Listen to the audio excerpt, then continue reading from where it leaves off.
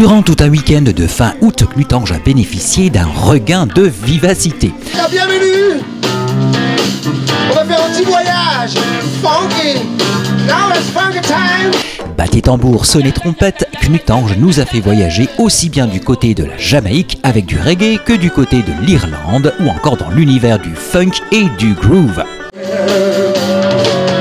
gonna be wiping too sweet tonight.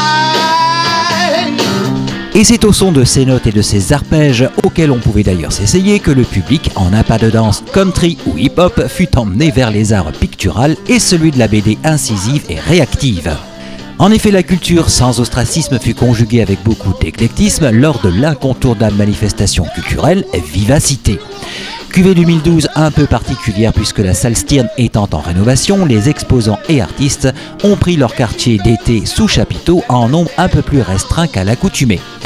Mais à se produire sur la piste de ce chapiteau Vivacité Clutange, ils furent tout de même plus d'une trentaine.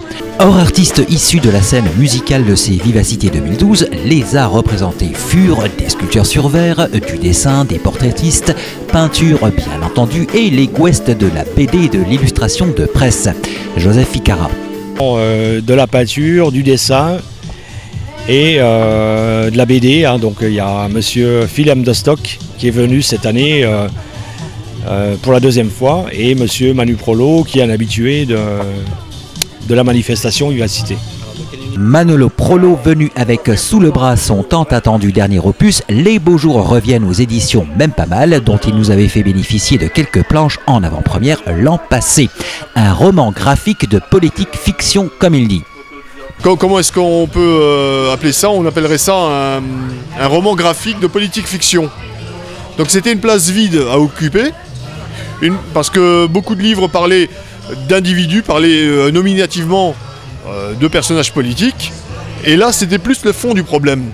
Un fond de problème qui est encore d'actualité, dans le sens où la présidence précédente a détruit le tissu social. Et il a instillé des idées nauséabondes. Et les idées, maintenant, elles vont essaimer dans la société. Le synopsis est simple, c'est un professeur des écoles qui est témoin d'une nouvelle élection présidentielle et des lois à caractère raciste, à caractère xénophobe et extrémiste religieux chrétien qui sont mises en place. Et donc sont mises au banc tout ce qui peut être minorité ou religion visible, style musulman, rom et même juif, qui se voient mises à l'écart. Et ce sont des lois qui ont été mises d'actualité par, à l'époque, les ministres comme Guéant, et qui ressemblaient vraiment aux lois pétainistes. Et ce livre, j'ose espérer qu'il restera un outil de lutte contre les idées les plus perverses et les plus nauséabondes qu'on puisse avoir dans la société.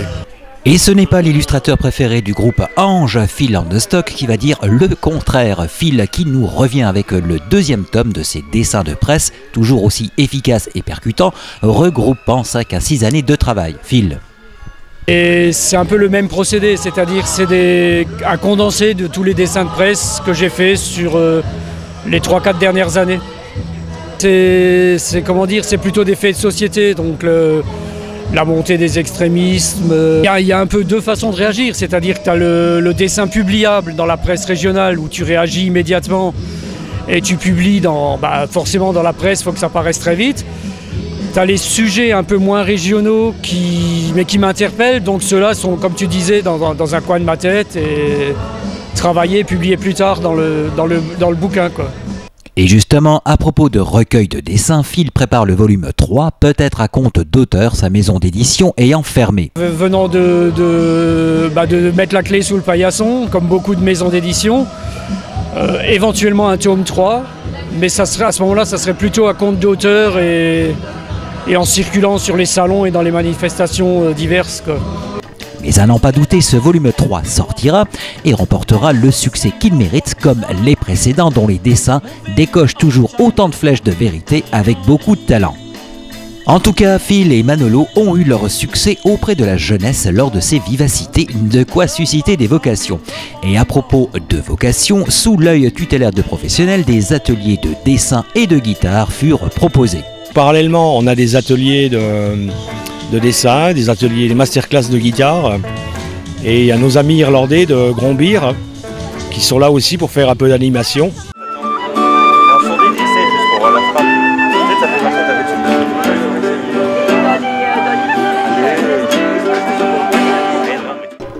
Et à propos de musique, poursuivons sur les arpèges du programme du samedi soir qui oscilla entre funk et reggae. Et entre les deux, l'association Djidjimé de Sarreguemines qui avait fait goûter au public les rythmes africains au son de ses djembés. Le programme d'aujourd'hui, c'est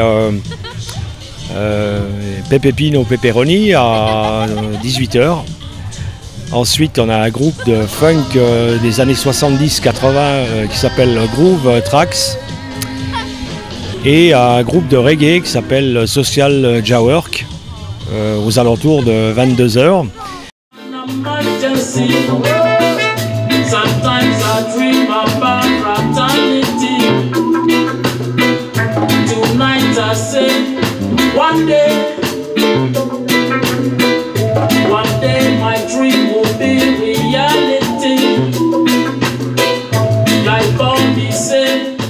Le dimanche après l'apéritif concert de l'Harmonie, la prestation des lauréats des trophées de la chanson, la journée fut consacrée aux danses tahitiennes, au hip-hop, à la country et au son irlandais.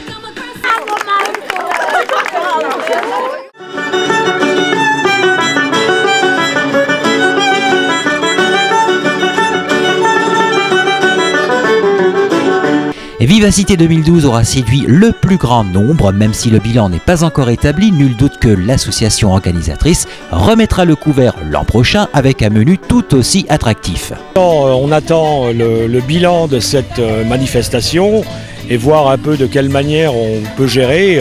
Mais bon, nous, notre souci, c'est à ce que cet événement, tous les ans, il soit reconduit d'une manière la plus importante possible, quoi.